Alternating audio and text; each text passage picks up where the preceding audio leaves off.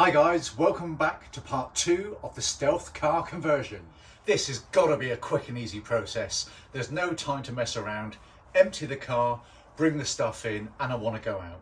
I want to be able to do this within 10 to 15 minutes and I'm out the door gone.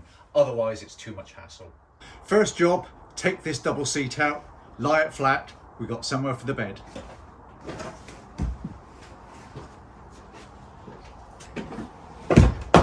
Ready for the bed.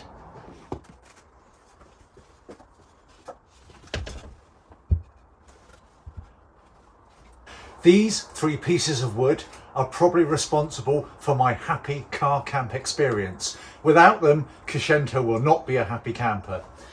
These are just platforms to put the base of the bed on. Now the car, when the back seat is down, is not flat, it's at an angle. So 1 piece of wood up there, 2 down here, make the bed nice and flat.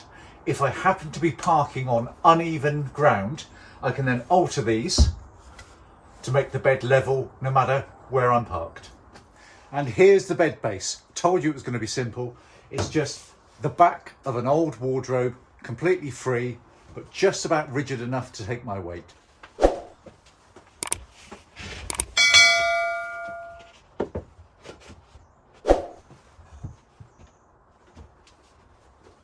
Next is the mattress.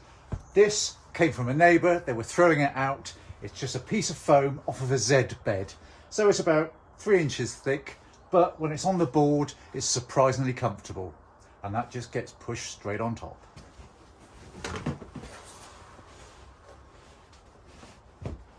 Then it's just a matter of putting on the cover. Here it comes. Cover on and the bed is made. It's amazing how putting a cover that's got a bit of colour hides a grotty mattress and it automatically looks like a bed. Nice. These 4 storage boxes really fit in there nicely. Cheap as chips from a supermarket. You can take your food, your camping equipment, your cooking equipment, your clothes, your videoing stuff. For 1 person, 4 is enough. And of course, when I'm in the back and I fold down that other seat, I have that space to move the boxes around in as well. Now there's no reason why those boxes have to be on show, so just a throw over the top, which can double as another blanket if needed during the night. And yes, I know you spotted it, haven't you? Yes, kitsch, kitsch, kitsch. I know that's not needed, but during the night that is a lovely effect in the back of the car. While we're on home comforts, I've got the speaker there, and of course why not have a picture of the family. That's all on this piece of board. This board moves onto the bed and that's where the cooker goes when I'm cooking. But it just makes it feel that little bit more homely when you're out on your own. Here is that gas burner. When it's not being used, it gets put in its case and it gets stored under the passenger footwell. 2 important items for car camping. 1, the smoke alarm. Obviously I am cooking in the back of here. Hopefully nothing will ever happen, but if there's any smoke, that will go off and wake me. And another important one, the CO2 carbon monoxide detector. So with the windows cracked open, plenty of air coming through should be fine. But if the levels do ever get dangerous, that should let me know. What could be worse than waking up the next morning and finding out you're already dead? Now I bet you'd never guess, under the head of the bed, there's actually an ensuite. You're out in the middle of nowhere, you might get caught short, there are no public conveniences, perhaps there's no woods you can go and hide in. So sometimes you need to do things in the back of the car. All right, I know you wouldn't choose to, but sometimes you're desperate. So when it's a small job, it gets put in there. And when it's a big job, I know, I'm not gonna cook in this, I promise.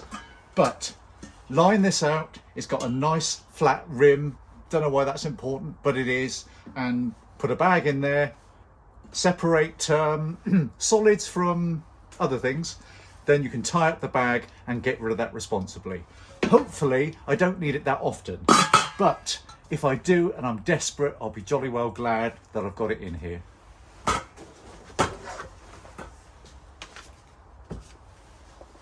I'm almost there. The bed is in, the clothes, the food, the camping stuff's here. The ensuite, yeah, no, we're not going to talk about the ensuite. The ensuite is there if I need it, but we've still got far too much light. This doesn't look very stealthy to me. So going back to video 1, we're going to put all of the stealth mode back in.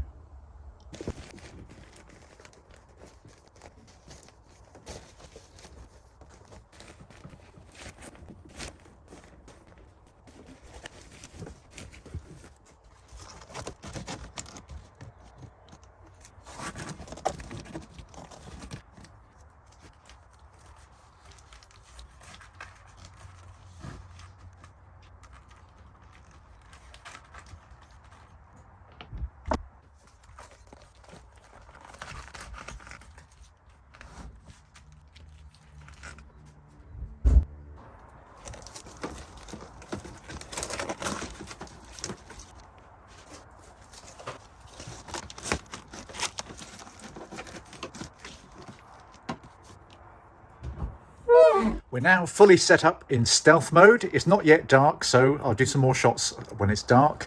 But for now, walking past the car, nothing to see here. Front of the cab, regular car.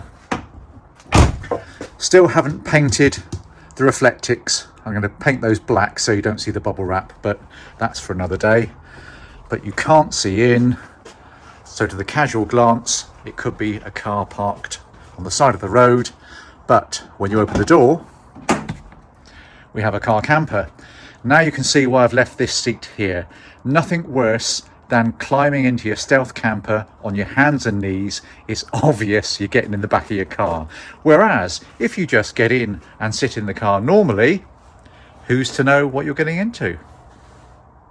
I'm now set up and ready for another evening of wild stealth car camping. What do you think of the setup? Let me know in the comments below, and don't forget to like and subscribe. See you next time.